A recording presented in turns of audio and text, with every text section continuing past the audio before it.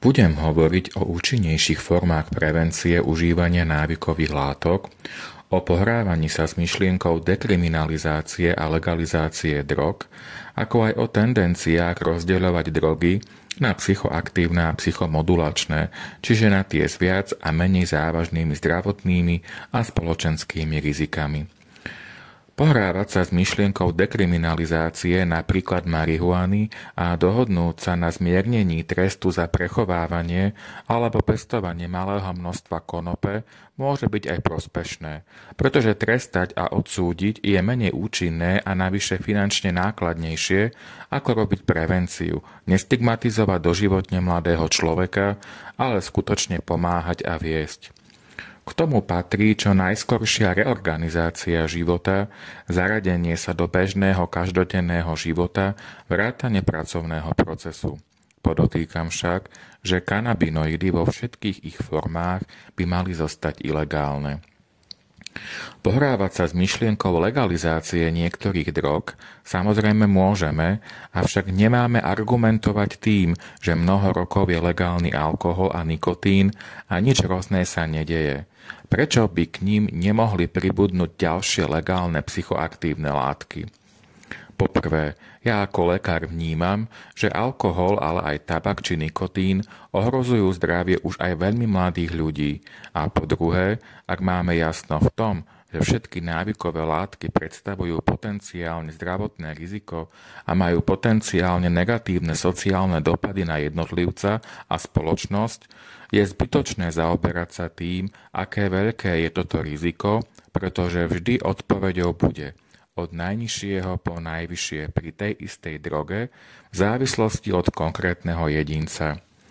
Nie je správne to zovšeobecňovať a verím, že všetci chápeme, že doterajšie štatistiky o väčšej bezpečnosti niektorých drog sú nepresné, skreslené.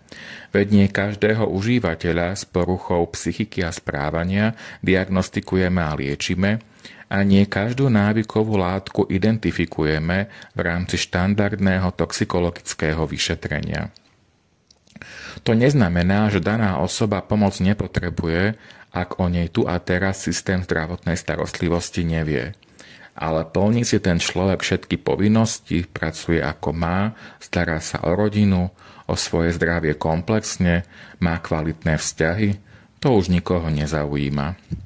Ak už máme jasno v tom, že žiadna návyková látka nie je a nemôže byť úplne bezpečná alebo bezpečná pre každého, že nie je cesta rozširovať zoznam legálnych drog a že nedokážeme v spoločnosti zabezpečiť kontrolované či regulované užívanie drog, môžeme sa vydať cestou sprísňovania podmienok ponuky či znižovania dopytu doteraz dostupných legálnych drog, nikotínu a alkoholu. Napríklad zvyšovať cenu alkoholického piva a simultánne znižovať cenu nealkoholického piva, vytvoriť register osôb vylúčených z možnosti kúpiť si alkohol s dobrovoľnosťou prihlásenia, tak ako to máme dnes pri hazardných hrách, a teda predaj alkoholu každej dospelej osobe len na občiansky preukaz s automatizáciou vyhodnotenia pri nákupe po priložení občianskeho preukazu k čítačke. Zákaz reklám na hazard a alkohol. Napríklad cigarety nemajú reklamu v médiách, nemusí mať ani alkohol či hazard. Zákaz osvlášňovať návykové látky tvarom, konzistenciou, chuťou a vôňou. Budovať, spríjemňovať, robiť dostupnejšími prostredia podporujúce zdravie človeka, nie prostredia, v ktorých sa užívajú návykové látky a realizujú hazardné hry. Odmeňovať zamestnancov nefajčiacich v práci, neužívateľov návykových látok, napríklad zákazníkov, ktorí si v reštaurácii neobjednajú alkohol ani nefajčia počas pobytu v prevádzke, zľavou na jedlo pri budúcej návšteve, na nejakú formu rekreácie, užitočný doplnok výživy či sladké ovocie. Prevencia začína už v rodinách. Nekupujme deťom detské šampanské pri narodeninových oslavách, neodmenujme sa fľašou alkoholu, nevítajme návštevu fľašou alkoholu. Nech je fajčenie či pitie alkoholu úplne vylúčené zo súčasti iniciácie synov do sveta dospelých mužov. Nech sa deti prestanú tešiť na to, kedy si dajú prvý pohárik alkoholu alebo prvú cigaretu. To sa môže udiať vtedy, ak to my dospelí už viac nebudeme vnímať pozitívne a pristupovať k tomu ako k súčasti dospelosti, slobody či prínosu a začneme to prezentovať ako neschopnosť, slabú sebakontrolu, chudobný vzťah k sebe, chabú kreativitu, nepochopenie pôžitkov. Cesty sú, zatiaľ však nie je vôľa vlád jednotlivých štátov ani výrobcov návykových látok. Ide o zisky za príliš vysokú cenu. Možno výrobcovia majú stále zisky aj z invalidizovaných klientov alebo klientov dlhodobo či opakovane práce neschopných, ktorí si doprajú svoju drogu až do posledného výdychu, no štátom len pomáhajú prehlbovať deficit a dlh verejných financií. Pohrávať sa s myšlienkou rozdeľovania drog na psychoaktívne a psychomodulačné je dupotavý tanec na tenkom ľade, nakoľko posúdenie miery rizika negatívneho ovplyvnenia konkrétneho jedinca konkrétnou drogou závisí napríklad od veku, štruktúry osobnosti, genetickej predispozície a schopnosti zvládať stres, záťaž. Rozdeľovanie drog na mäkké a tvrdé už máme v odbornej verejnosti dávno za sebou.